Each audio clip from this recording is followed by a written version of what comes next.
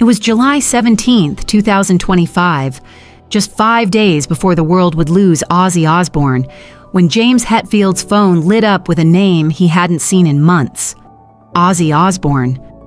For a moment, James froze. Ozzy's health had been fragile for years, his Parkinson symptoms worsening, his public appearances rare. A call from him now could only mean one thing: bad news. But when James answered, what he heard wasn't frail or fading. It was focused, clear, and carried an unmistakable gravity. At first, the conversation felt like nothing unusual. Two old friends catching up. They swapped stories about family life, laughed about tour mishaps, and talked about the state of heavy metal in 2025. James relaxed, thinking maybe this was just a rare check-in. But then, Ozzy's tone shifted. The warmth remained, but something heavier crept in. A seriousness James had rarely heard from him. "James," Ozzy said quietly, "there's something I've never told anyone, not even Sharon, and I can't leave this world without you knowing it." What followed wasn't just a compliment, it was a revelation that would shake James to his core. Ozzy confessed that in 1986, when he was drowning in grief after Randy Rhoads' death and paralyzed by a crushing writer's block, one album had pulled him back from the edge: Master of Puppets. He hadn't just enjoyed it, he had consumed it. Every riff, every lyric, every subtle production choice became a study in resurrection. It wasn't casual listening, it was a forensic dissection of sound and storytelling. Ozzy revealed that much of the creative spark behind The Ultimate Sin and No Rest for the Wicked came directly from what he learned in that deep dive into Metallica's music. The way James wove emotion into riffs, the way his lyrics carried a story without sacrificing heaviness. It opened new doors Ozzy hadn't known were there. "That album," Ozzy told him, "saved my career. You saved my career." If James thought that was the end of the confession, he was wrong. Because what came next peeled back a side of the Prince of Darkness almost no one had ever seen. For decades, Ozzy had dreamed of calling James to ask if they could write a song together, but he never did. Not because the desire wasn't there, but because he was afraid. Afraid Metallica would see him as a relic of the old guard. Afraid his lack of thrash-era technical precision would make him look out of place next to Kirk Hammett's lightning solos or the late Cliff Burton's intricate bass lines.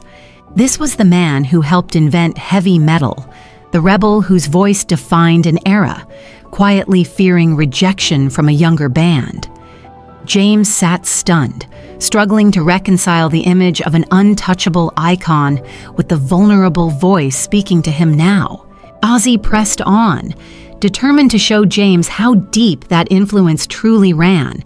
The dark thematic flow of No Rest for the Wicked, directly inspired by the narrative arc of Master of Puppets, the emotional rise and fall of No More Tears, structured like a Metallica record, an immersive journey from start to finish, not just a collection of songs. Ozzy still had the proof, old demo tapes from the late 80s, where he could be heard experimenting with Metallica's precise palm-muted riffing style. In those recordings, you could hear him reshaping his own melodies with a new kind of discipline and depth. "You guys didn't just change my sound," Ozzy admitted. "You changed the way I thought about making music." Then the story shifted again, this time to a moment that, in Ozzy's words, shook the ground under my boots. It was 1991 Moscow, at the legendary Monsters of Rock festival. Metallica was on stage in front of 1.6 million people, one of the largest rock crowds in history. Ozzy stood on the side of the stage, watching as James led the masses into creeping death. The roar of voices rolled over the field like a tidal wave.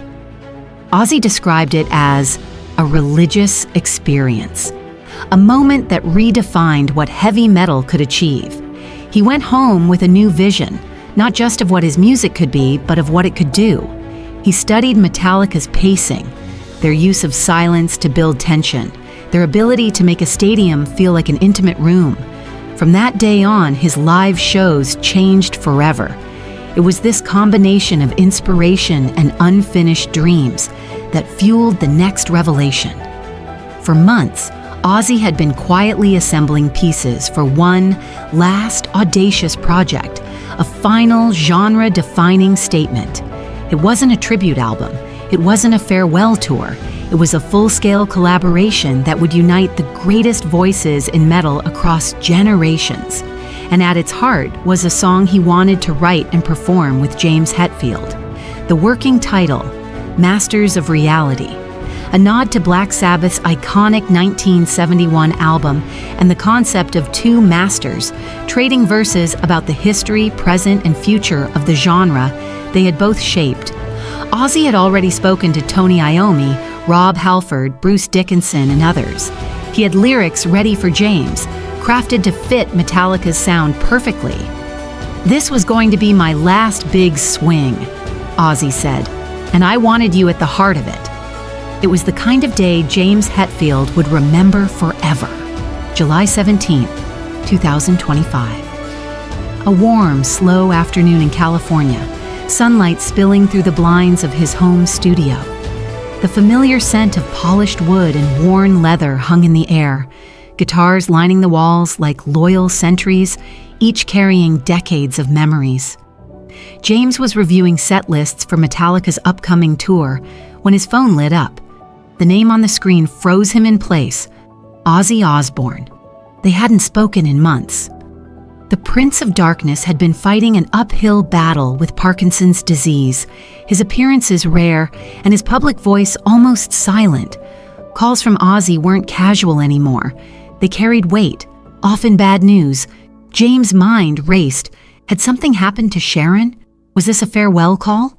He answered quickly, bracing himself for the worst. But the voice on the other end wasn't frail, wasn't stumbling over words the way it sometimes had in recent years. This was Ozzy, clear and sharp, as if the years and the illness had momentarily loosened their grip. There was urgency there, but also focus. A man who had something to say and wasn't going to waste the time to say it. At first, it felt like any other call between old friends. They swapped stories about family, laughed about shared absurdities from the road, traded notes on the state of heavy metal in 2025. James relaxed. Maybe this was just a rare check-in, a moment of connection between two icons who had been circling the same stages for decades. But then, in the middle of an easy laugh, Ozzy's tone shifted. The warmth was still there, but it was wrapped in a gravity James had only heard a few times before. "James," Ozzy began, his voice lowering almost to a whisper, "there's something I've never told anyone, not even Sharon, and I can't leave this world without you knowing it." James felt the room tighten around him. The air seemed heavier. He leaned forward, his elbows on his knees, phone pressed closer to his ear. What Ozzy revealed next wasn't a casual piece of trivia or a nostalgic story. It was a confession that shook James to his core. He took James back to 1986, a time when the world saw Ozzy as unstoppable, untouchable, a rock god riding high on the wave of his solo career. But behind the scenes, he was unraveling. Randy Rhoads, his beloved guitarist and creative partner, had died in a tragic plane crash in 1982, leaving a wound that still bled years later. Ozzy was fighting his own destructive habits, and worst of all, he'd lost the fire to write. Then came Master of Puppets. Ozzy didn't just listen to the album, he inhaled it. Every riff, every lyric, every change in tempo was dissected like a surgeon studying an intricate body. It wasn't just music to him. It was instruction, revelation, rebirth. "That album," Ozzy told James, his voice steady but thick with emotion, "saved my career. You saved my career." It wasn't just that Master of Puppets inspired him. It rewired him. The sharp narrative threads, the emotional undercurrents buried inside thunderous riffs. It showed him that heavy metal could be both brutal and deeply human. The songs that would later fill The Ultimate Sin and No Rest for the Wicked bore the fingerprints of that revelation. And yet, for nearly 40 years, Ozzy had carried this truth in silence. James barely had time to process before Ozzy peeled back another layer, one even more unexpected. For decades, Ozzy had secretly dreamed of calling James and asking to write a song together, but he never did. Not because the desire wasn't there, but because fear got in the way. Fear that Metallica, the kings of thrash, the technical virtuosos, would see him as a relic of another age. Fear that he couldn't keep pace with Kirk Hammett's machine gun solos or Cliff Burton's intricate bass work. The man who had stood as the face of rebellion for generations of fans had, in his own mind, been standing in the shadows, wondering if he belonged in their company. James sat in stunned silence.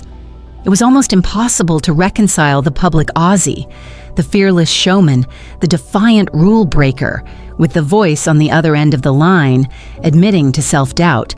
But Ozzy wasn't done. He began to explain just how deep Metallica's influence had run. The dark, thematic cohesion of No Rest for the Wicked, that came directly from studying the narrative structure of Master of Puppets. The emotional arc of No More Tears, a record many fans call his solo masterpiece, was intentionally built like a Metallica album, each song leading to the next like chapters in a novel. Ozzy even kept demo tapes from the late 80s that revealed his process. Early takes where he could be heard experimenting with palm-muted riffs straight from Metallica's playbook, weaving them into his own melodies. "You didn't just change my sound," Ozzy said.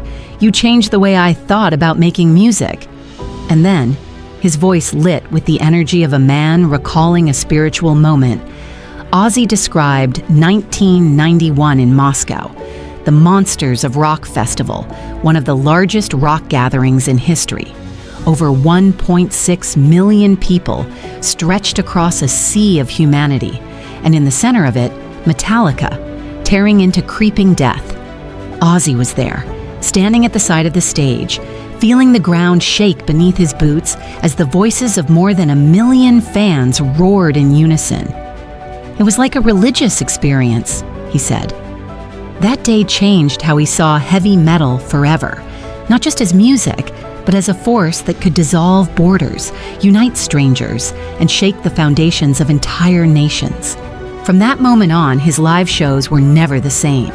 He studied how Metallica built tension across a set list, how they used silence to magnify impact, how they reached the last person in the farthest seat as if they were inches from the stage. He began to see performance as more than playing songs. It was architecture, a carefully crafted emotional journey, and it was that combination of inspiration and unfinished dreams that brought Ozzy to his next revelation. For months, he had been quietly plotting a final act, not a farewell tour, not a greatest hits package, but a collaboration unlike anything metal had seen before. A project that would unite legends from different eras, weaving their voices into something both historic and new. At the center would be a song co-written with James Hetfield, tentatively titled Masters of Reality, a nod to Sabbath's iconic album and a declaration that two masters could share their truths about the genre they'd both shaped. Ozzy had already spoken to Tony Iommi, Rob Halford, Bruce Dickinson.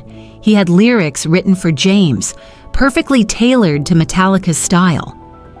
"This was going to be my last big swing," Ozzy said, "and I wanted you at the heart of it." But behind the music was something even more daring: honesty. For 4 decades, Ozzy had kept quiet about how much younger bands had shaped his later career, fearing it would tarnish his image as one of metal's founding fathers. Now he wanted to tell the truth. He wanted the world to see the family tree of heavy metal he had been building for years. Pages of notes, recordings of conversations with other artists, analyses of songs showing the invisible threads between generations. In his eyes, Metal's history wasn't a straight line of isolated genius. It was a web of shared ideas, each artist learning from the ones who came before and passing it forward. And then came the moment James would never forget. Ozzy's voice, steady but fragile, asked him to promise two things. First, to finish the collaboration project, even if Ozzy wasn't there to see it through. And second, to tell the story, every word, every vulnerability, once he was gone. People need to know, Ozzy said, that even their heroes have heroes. That learning from others isn't weakness, it's strength.